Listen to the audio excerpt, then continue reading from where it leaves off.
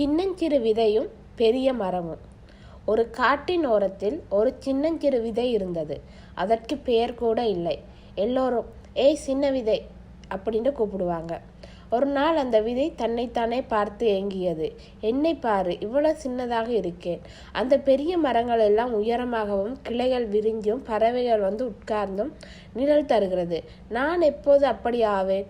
அப்போது ஒரு பெரிய தென்னை மரம் சிரித்து கொண்டே சொன்னது, சின்ன விதையே, நீ முதல் மண்ணுக்குள் போய் புதஞ்சி இருட்டில் தனியாக இருக்கணும், கொஞ்சம் கஷ்டப்படணும், அப்பத்தான் முளைப்ப.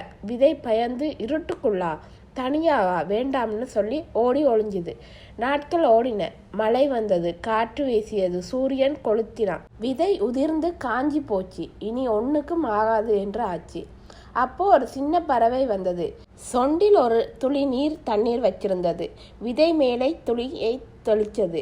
ஏன் இப்படி காஞ்சி போய் கிடக்கன்னு கேட்டது.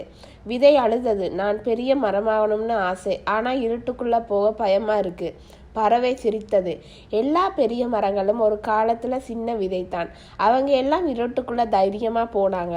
அதுதான் இப்போ உயரமாக நிற்கிறாங்க. நீயும் போயிட்டு வா, நான் உனக்காக காத்திருப்பேன். விதை தைரியம் வந்தது. மழையில் நனைஞ்சி மண்ணுக்குள் புதைந்தது. இருட்டு, குளிர், தனிமை எல்லாம் இருந்தது. ஆனால் விதை மனசுக்குள்ளே சொல்லி கொண்டிருந்தது, பயப்படாமல் இருக்கேன், நான் பெரிய மரமாக போகிறேன். நாட்கள் ஆயிடுத்து. ஒரு நாள் மண்ணை தள்ளிக்கொண்டு ஒரு சின்ன முளை மேலே வந்தது. பச்சையாய் கொடியாய், ஆனால் ரொம்ப அழகாக இருந்தது. பறவை வந்து அதில் உட்கார்ந்து, பாரு நீ முளைச்சிட்டன்னு கொஞ்சியது. காலம் ஓடின. அந்த சின்ன முளை கொஞ்சம் கொஞ்சமாக உயர்ந்தது. கிளைகள் வந்தது, இலைகள் விரிந்தது. ஒரு நாள் ஒரு பெரிய மரமாக மாறியது. பறவைகள் வந்து கூடு கட்டின. குழந்தைகள் வந்து ஆடினார்கள்.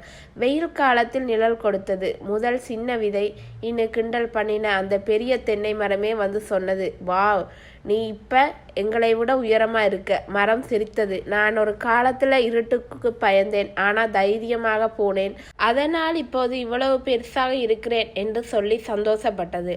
குழந்தைகளே, நீங்களும் சின்ன சின்ன விதைகள் மாதிரி தான். பயம் வரும், கஷ்டம் வரும், ஆனால் தைரியமாக முயற்சி பண்ணுங்கள். ஒரு நாள் நீங்களும் பெரிய மரம் மாதிரி உயர்ந்து நிற்கலாம். நீதி, தைரியமும் முயற்சியும் இருந்தால் சின்னவங்களும் பெரிய வெற்றியை பெறலாம்.